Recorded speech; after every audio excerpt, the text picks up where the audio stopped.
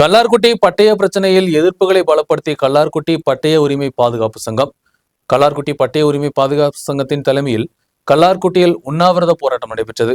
பட்டய உரிமை பாதுகாப்பு சங்க ஜெனரல் கன்வீனர் ஃபாதர் செபாஸ்டின் குச்சிப்புரகல் போராட்டத்தை துவக்கி வைத்தார்.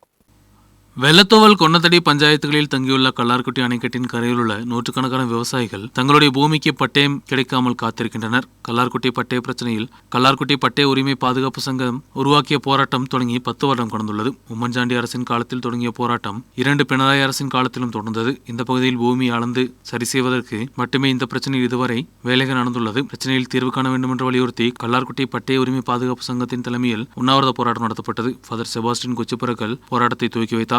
ഏതാണ്ട് ഉത്തരവിറങ്ങാവുന്ന ഒരു അവസ്ഥയിൽ എത്തിയിട്ടുണ്ട്. ഇപ്പോൾ റവന്യൂ ഡിപ്പാർട്ട്മെന്റ് അനുകൂലമായ നിലപാടാണ് എടുത്തിരിക്കുന്നത്. ഇനിയും അവശേഷിക്കുന്നത് വിദ്യുച്ഛക്തി വകുപ്പാണ്, ഇലക്ട്രിസിറ്റി വകുപ്പാണത്.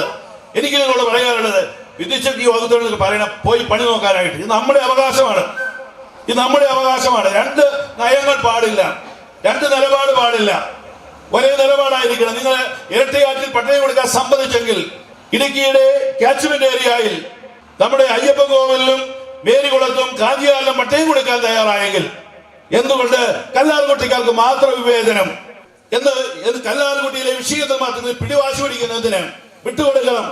ഇത്രയും കാലം ഈ ഭൂമിയിൽ ജീവിച്ച് അവർക്ക് അവരുടെ അവകാശം കൊടുക്കണം.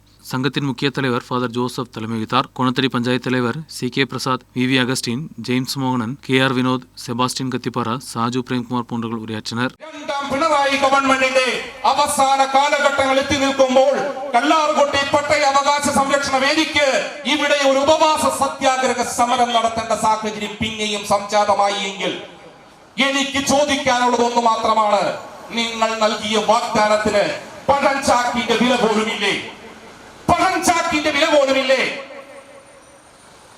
7 പതിറ്റാണ്ടുകളുടെ സമരമാണ് പ്രിയപ്പെട്ട സുഹൃത്തുക്കളെ. 7 പതിറ്റാണ്ട് ജീവിതം ഇങ്ങനെ ഹോമിച്ചു പോയിക്കൊണ്ടിരിക്കുകയാണ്. இரட்டையார் டேமின் 10 செயினில் முழுவதுமாக பட்டயம் கொடுக்க முடிந்தால் டைவர்ஷன் அணையான கல்லார்குட்டியின் 10 செயின் பகுதியிலும் பட்டயம் கொடுப்பதில் என்ன தடை என்றும் விவசாயிகள் கேள்வி எழுப்பியுள்ளனர். News bureau, Adimali.